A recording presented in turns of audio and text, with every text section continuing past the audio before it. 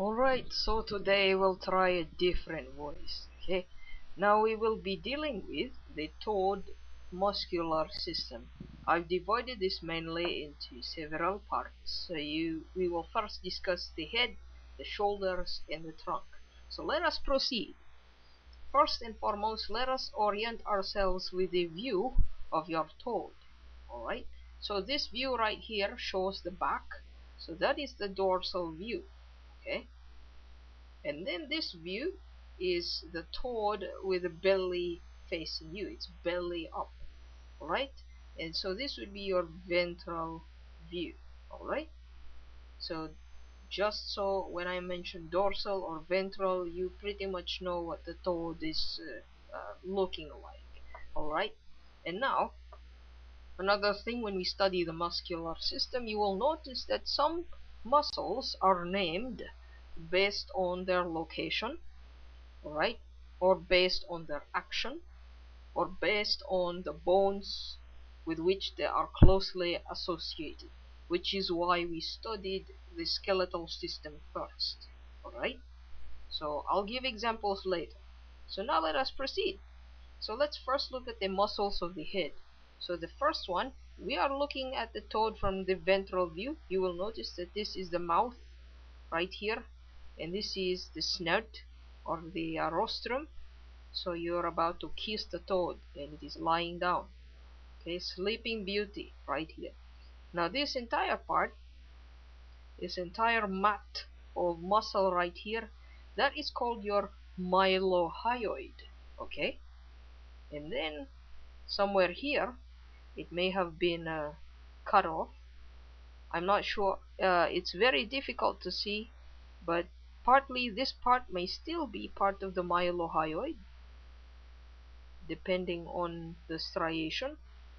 It is not that clear, so it may have been cut off, but essentially you have a thin strip of muscles here that would be your subhyoid. Okay, and then this you see this white part here, so I just want to give this as a additional information. This is called the median raphe or the median raphe. Okay, yeah, just so you know. Okay, so just two main muscles that you can find ventrally on the head, the mylohyoid and the subhyoid. Okay, now if you look at your toad dorsally, you will find these two. So these two right here, so those are your temporalis muscles. Okay, temporalis, so temples, just think something like that. Okay, now let's look at the lateral view. So I've cut away most of the skin here to expose actually the tympanic canal, which leads to the inner ear. Now the muscles here, so this one right here, that is your masseter, and then the next one right next to it is the depressor mandibulae. So this is an example of a muscle whose name is after its action, so it will suggest what it does. Depressor mandibulae, it depresses or it lowers mandibulae, mandible, or the jaw, so it lowers the jaw. Okay, now in your manuals there is also a muscle that is described, this part right here. So it is partially hidden by the depressor mandibulae. It is called the cuculiaris muscle. Okay, there. And then this big broad part here is called the dorsalis scapulae. Alright, so dorsalis scapulae, an example of a muscle who is named after its location and the bone to which it is associated. So dorsalis means dorsally, scapulae, it's attached to your scapula, so it is found dorsally on the scapula, dorsalis scapulae. Alright, and then this one right here is your latissimus dorsi.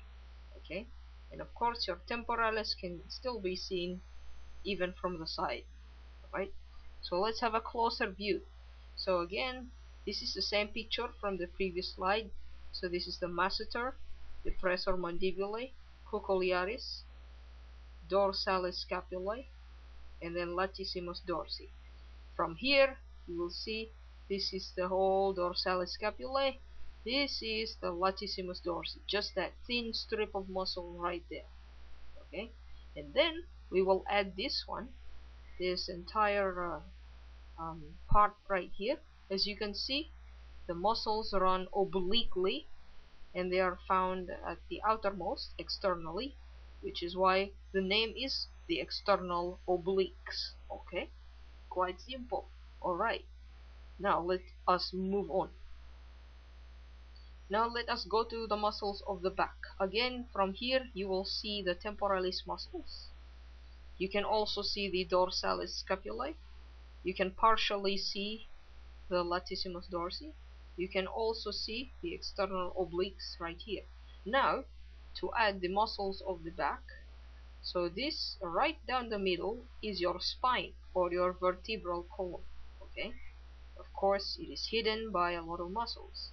Now the layer of muscles immediately next to it, the ones here, that would be your longissimus, all the way here to the back, longissimus dorsi. Okay,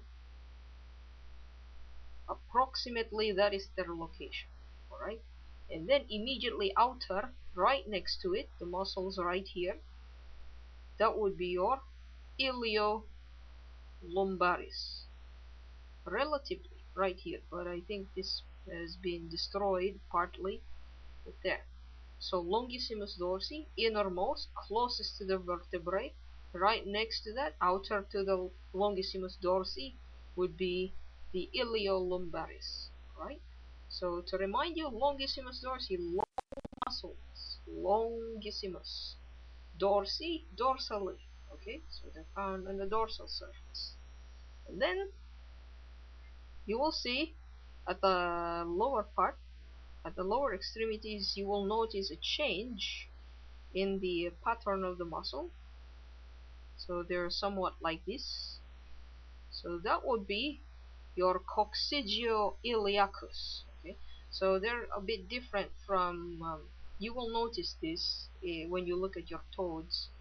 They look like a V-shaped compared to the iliolumbaris or the longissimus dorsi. So you will know that that part, usually it is found at the lower part, that's already the coccygeoiliacus. Alright, there.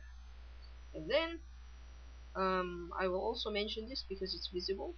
So this would be your gluteus muscles. Gluteus. So gluteus is the butt, the ass. Alright? But in this case, that's a pretty small ass. So just the gluteus, no maximus. Alright? There. Now let us look at the ventral view of your toad. So again, just a recap. So you have your mylohyoid, median raphe, and then your subhyoid somewhere here. It must have been cut off. Alright. Now, here, let us look at the muscles. So first, the triangular muscle, it's partly obscured. It is on top of the shoulder joint as described in your manuals. That is the deltoid. Okay. Next would be the muscle that runs from the pectoral girdle all the way to the humerus. So it's this part right there, right there, right there.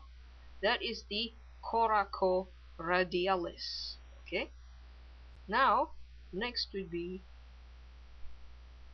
this part. So the next one would be these muscles right here. That would be your anterior pectoralis. This one would be your middle pectoralis, and these ones would be your posterior pectoralis. Okay, so 1, 2, and 3. 1 is the anterior, 2 is the middle, and 3 is the posterior pectoralis. 1, 2, and 3, they form your pectoralis muscle, the pecs, the chest muscles. Okay, and if you take a closer look, you will see in your toads this part right here. That is actually the siphisternum to which your posterior pectoralis is attached. Okay, so you take a good look at that, you will see the cartilaginous flap. That is the siphisternum. Okay, now after your pectoralis, you will see these muscles. 1, 2, 3, 4. Beautiful 8 pack abs. This would be your rectus abdominis. Alright. rectus abdominis muscles. And then right down the middle, you will see a line that is, it's not a muscle, but it's just a line.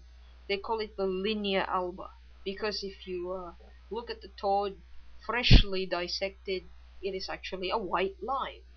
Hence it is linea, line, alba means white. Okay, now the ones that run transverse, as you can see these lines here, now those are called inscriptiones tendinae. Okay, yeah. And then of course other muscles that you can see, you can also see the external obliques from this view. There. Okay, so just to recap, the more superior part, the deltoid right here, and then the coracoradialis, and then the anterior pectoralis, the middle pectoralis, and then the posterior pectoralis, and then the rectus abdominis, and then the linea alba, the white line that divides these into the left and the right, left and right. Okay, and then of course you also have inscriptiones tendinae. Oh wait, oh, there's a different view. Sorry, I forgot. So right here, so this part would be your deltoid, right here. Okay, here, and then this one would be your coracoradialis, and then the rest would be the anterior pectoralis, right there. And then that would be the middle pectoralis, and then that part would be the posterior pectoralis, and then rectus abdominis, the ones that I am dotting, linea alba, which is now black, inscriptiones tendinae, and then of course external obliques. Alright, okay, now this is the final note. Okay, so I hope it has been helpful, and good luck with your review. So thank you very much for watching.